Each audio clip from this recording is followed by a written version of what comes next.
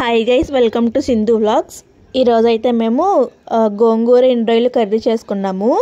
ఈ ఎండ్రాయిలు ఉప్పు చేపలు ఎక్కువ మంది తినకపోవచ్చు, కానీ మా సైడ్ మాత్రం చాలా ఇష్టంగా తింటారు. ఇవి రెసిపీ ఎలాగో ఇప్పుడు చూసేయండి.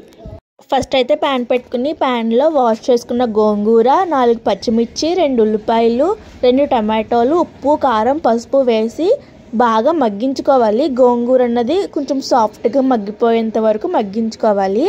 గోంగూర మగ్గిపోయాక ఆ గోంగూరని మనము మిక్సీ జార్లో వేసి పేస్ట్ చేసుకుని పక్కన పెట్టుకోవాలి. తర్వాత అదే ప్యాన్లో కొంచెం ఆయిల్ వేసుకుని మినప్పప్పు, కొన్ని వెల్లుల్లి రెమ్మలు, కరివేపాకు, ఆవాలు, జీలకర్ర, 2 ఎండుమిరపకాయలు, కొంచెం కరివేపాకు, ఎండ్రాయిలు వేసుకుని బాగా ఫ్రై చేసుకోవాలి. ఫ్రై చేసుకున్నాక ముందుగా పేస్ట్ చేసుకున్న గోంగూరను కూడా వేసి కొంచెం వాటర్ వేసుకుని ఒక 5 మినిట్స్ మగ్గించుకుంటే కర్రీ రెడీ అయిపోతుంది. ఒకసారి ఇలా ట్రై చేయండి, తినలేని వాళ్ళకి కూడా చాలా బాగా నచ్చుతుంది. Please subscribe our channel guys. Bye.